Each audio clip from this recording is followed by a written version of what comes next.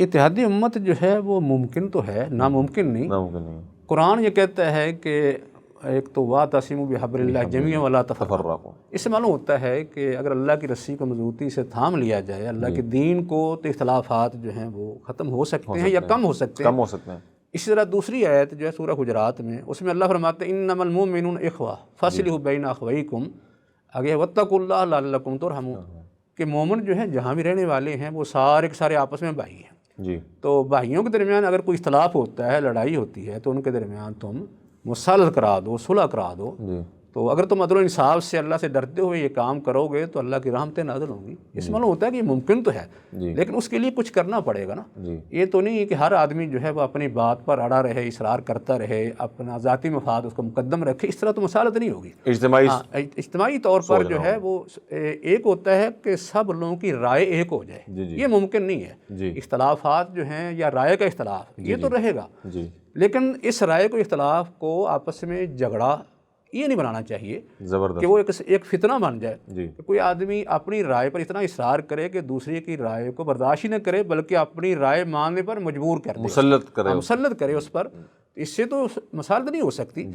نبی صلی اللہ علیہ وسلم نے امن کے لیے خصوصی طور پر جو ہے وہ غیر مسلموں سے بھی آپ نے معاہدے کیے ہیں امن کے لیے، مثلا مشرکین سے معاہدہ کیا، صلح حدیبیہ کا واقعہ ہے، اس میں حضرت عمر رضی اللہ تعالیٰ عنہ کی رائے مختلف بھی تھی، لیکن انہوں نے باقاعدہ جھگڑا نہیں اس کو جھگڑا۔ اسی طرح اگر کوئی بڑا مصالحت کر لیتا ہے، کوئی معاہدہ کر لیتا ہے امن کا، غیر مسلموں سے ہو جاتا ہے، تو اس کے جو متحد ہیں ان کو جھگڑا تو نہیں بنانا چاہیے، بات ماننی چاہیے۔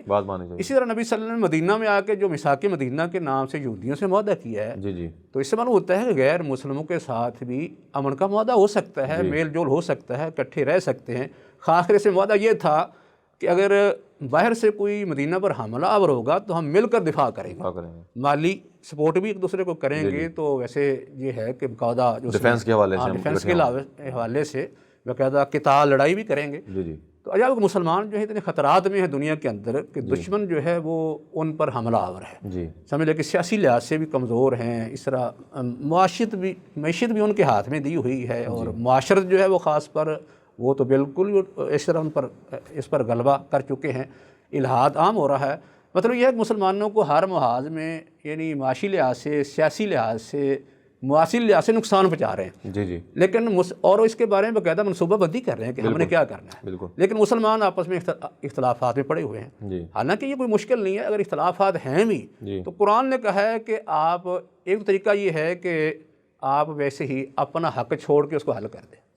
دو گروہوں کے درمیان لڑائی ہو جاتی ہے تو حدیث کہتی ہے نا کہ جس آدمی نے حق پر ہونے کے باوجود جھگڑا چھوڑ دیا تو میں اس کے لیے جنت میں گھر کی ضمانت دیتا ہوں۔ تو اگر چھوڑ دے تو مصالحت ہو جائے گی، لیکن اگر یہ قربانی نہیں دے سکتا تو دوسرا حل یہ ہے کہ اگر دو فریقوں میں، دو ملکوں میں اختلاف ہو جاتا ہے تو ان کو چاہیے کہ اپنا کوئی ثالث بنا لے، جو دونوں کی بات سنے، عدل و انصاف کے ساتھ ان کے درمیان فیصلہ کر لے، پھر جو وہ فیصلہ کریں وہ مان لے۔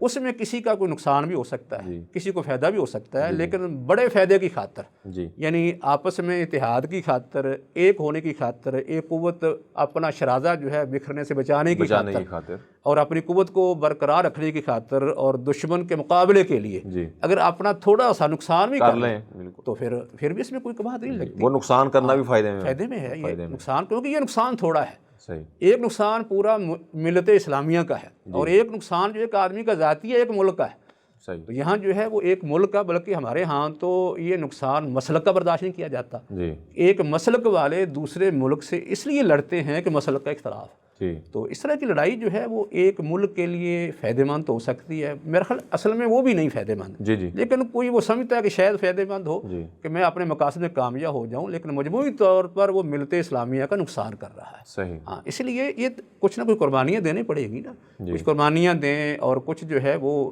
قربانیاں ہی ہر لحاظ سے، اگر کسی کو فیصل بنائیں گے تو پھر بھی کچھ قربانی دینی پڑے گی، بات ماننی پڑے گی۔ اس طریقے سے آپس میں ایک ہو سکتے ہیں، کیونکہ اگر ناممکن ہوتا تو قرآن یہ ذکر نہیں کرتا کہ مسلمان اپنے بھائی ہیں، ان کے صلح کرا دو، اور صلح کراؤ گے تو اللہ کی رحمتیں نازل ہوں گی، واتقوا اللہ لعلکم ترحمون۔ تو انفرادی طور پر بھی اللہ کی رحمتیں ہوں گی، اجتماعی طور پر بھی ہوں گی، اور یہ بات جو ہے وہ سمجھ آتی ہے۔ اور اس میں خاص کر ہمیں کردار وہ ادا کرنا چاہیے جو حضرت حسن رضی اللہ تعالیٰ نے کیا. وہاں بھی مسلمان تقسیم تھے نا. جی جی جی جی. حضرت حسن رضی اللہ تعالیٰ کتنی قربانی دی, کتنے لوگ ان کے پیچھے تھے, اکسا رہے تھے کہ آپ ان کا مقابلہ کریں. بڑا فورس کیا جا رہا تھا ان کو. ہاں, فوکس کیا جا رہا تھا کہ آپ اصل خلافت کے حقدار ہیں. لیکن انہوں نے بڑی قربانی دے دی. نبی صلی اللہ علیہ وسلم کی پیشین گوئی جو تھی ان کے ہاتھ سے جو ہے وہ وقوع پذیر ہوئی. تو اس کا نتیجہ کیا نکلا کہ مسلمانوں کا آپس میں جو اختلاف تھا وہ ختم ہو گیا. تو اس طرح قربانی دینے سے یہ کام ہوگا. آدمی اس وقت اپنے آپ کو حق پر سمجھتا ہے. جی جی. تو حضرت حسن رضی اللہ تعالیٰ عنہ نے اپنے آپ کو حق پر سمجھنے کے باوجود جھگڑا چھوڑ دیا, دستبردار ہو گیا. دستبردار ہو گیا. تو ایسے شخص کے لیے نبی صلی اللہ علیہ وسلم کی طرف سے بہت بڑی خوشخبری بھی ہے, بشارت ہے, جنت میں اللہ تعالیٰ اس کے لیے گھر دے گا.